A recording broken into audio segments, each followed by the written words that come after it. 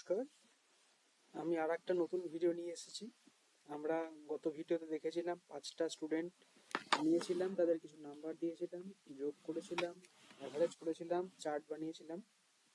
এবার নেক্সট কি আছে, আমি সিরিয়াল কিছু টেনে দিলাম, 46টা নিলাম স্টুডেন্ট। এবার যা আছে আমি চোখ বন্ধ করে কপি পেস্ট করে নিচ্ছি, জাস্ট বোঝার জন্য কি হতে চলেছে। দেখুন, এতটাই করি, আর দরকার হবে না। তো এবার যোগ করতে হবে। কি করব, দুটো সিলেক্ট করব, ডবল ক্লিক করব, হয়ে গেল।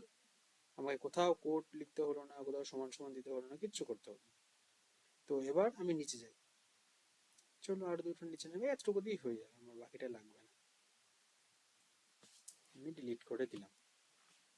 এবার এই যেখানে 92 নাম্বারটা আছে, এই নাম্বারটা কিসের নাম্বার, কোথাকার নাম্বার জানতে হলে আমাকে উপরে উঠতে হচ্ছে স্ক্রল করে।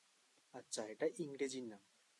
তাহলে আমি এমন কিছু করতে পারি নাকি যাতে আমার এই প্রথম যে লেখা হেডিংটা, এটা ফিক্স থাকে, এটা না নড়ে। তাহলে কি করব, এক্সেলে আমরা দেখেছি অনেকভাবে কিছু করা যায়, এটা গুগল সেটা কত ইজিলি ভাবে হয় সেটা দেখুন। জাস্ট এখানে হাতটা নিয়ে যাব, হাত এসে গেল, শার্ট করতে টেনে দিলাম, এবার আমার এটা হয়ে গেল ফিক্সড, নড়ছে, আমার যা হেডিং ফিক্সড। এবার মনে করছি যে শুধু মানে নাম্বার আমার ওঠা কম বেশি হোক, আমার নাম যেন ফিক্স থাকে। তাহলে আমরা কি করলাম, প্রথমে রোটাকে করলাম হচ্ছে ফিক্সড, এবার আমরা কলামটা করব, এই হাত ধরে টানবো, এই করে দিলাম ফিক্সড। এবার যাই হোক না কেন নাম্বার সরবে, কিন্তু আমার নাম সরবে না। তাহলে দেখা যাক, এটা পরীক্ষা করে দেখি। আমি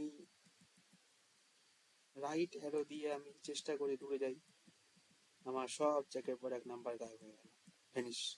আবার লেফট অ্যারো দাবাচ্ছি, আমার সমস্তটা আবার এক এক করে ফিরে চলে আসছে, কিন্তু আমার নাম ফিক্সড আছে, সরছে না। তাহলে দেখা যাক, আমি যদি নামটাকে এখান থেকে ধরি আর ছুড়ে ফেলি, তাহলে এবার দেখি কি হয়।